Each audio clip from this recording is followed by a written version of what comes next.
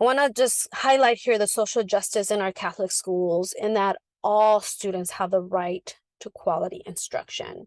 And one of the things that I have seen in the many schools that I'm working with now, in my consulting work, the coaching work that I've been doing, the work with leaders, is that not everyone agrees on what quality instruction looks like. So the question to pause and for you to ponder about is, do your colleagues agree on what that looks like?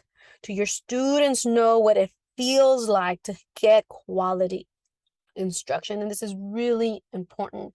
Students can give you the most honest feedback, but often they want approval from the teachers, so they won't dare to say anything.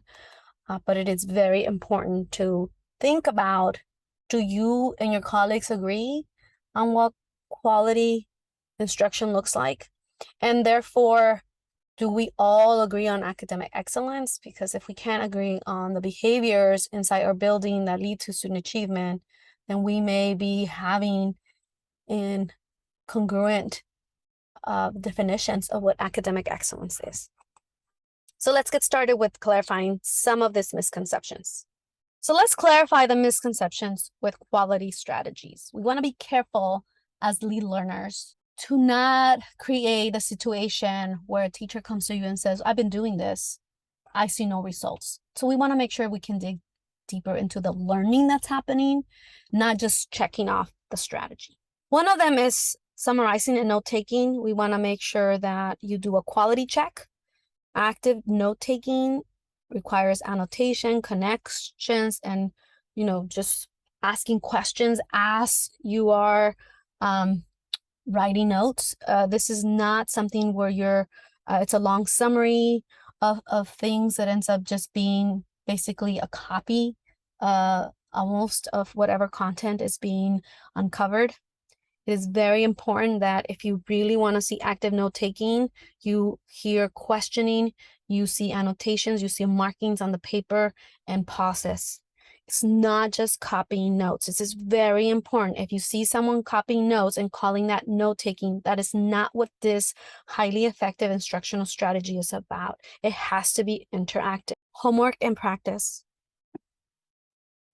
Practicing 5, 10, 15 questions, 20, 30 problems incorrectly is not good. If you walk into a math class and the teacher is assigning 30 questions for homework, some of them very similar, and there's no way for the students to check after the first, second, or third question whether they're even practicing this correctly, it is not quality practice.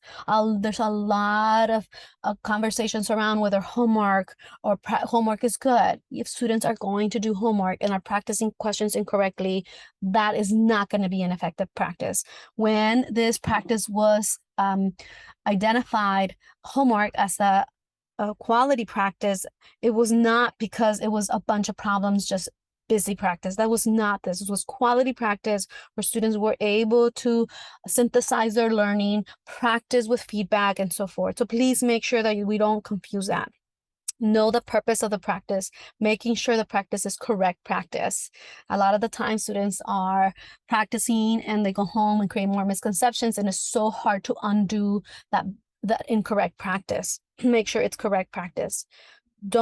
These don't work in isolation. Feedback is an integral part of this practice, so you can get a double win. If students are practicing a bunch of things and not getting feedback immediately, and it doesn't mean by you, it could be a program that gives them immediate feedback. It could be they're given an answer key that they can look at afterwards. They can give an exemplar work so that they can compare their work with the exemplar work.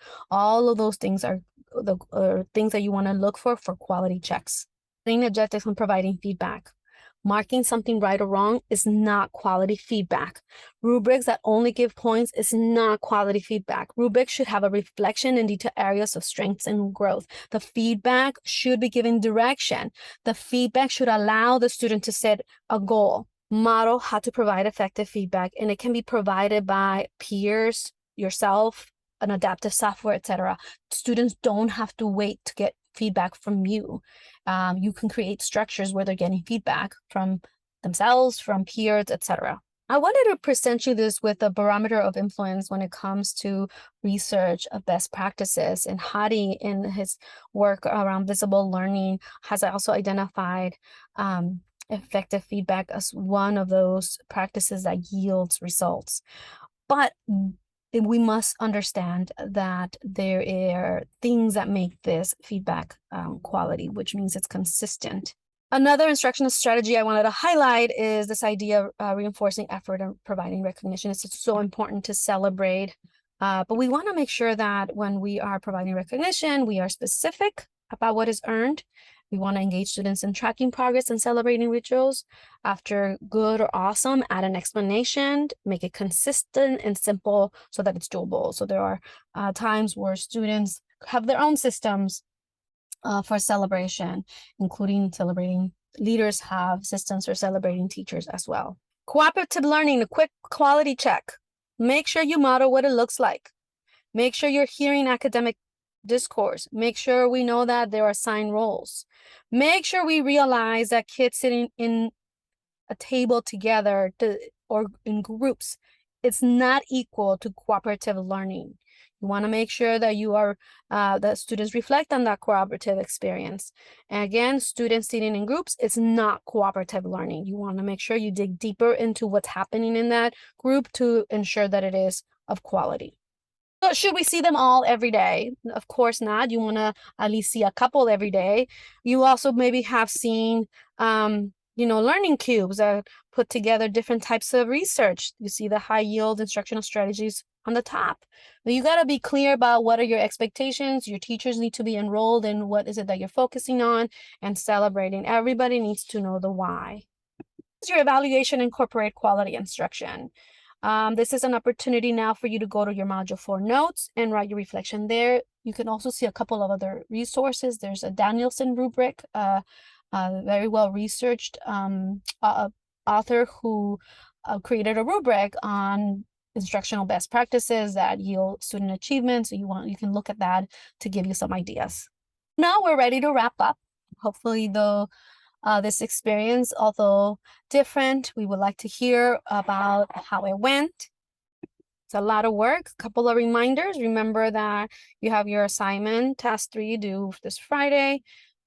Sunday, you have the task 4, which is the work that you're working on today. You'll have a weekly performance due on Monday. And also for Tuesday, a reminder to bring macro data to analyze in class. This is things like STAR and WA, DIBBLES. If you have any questions, please email me.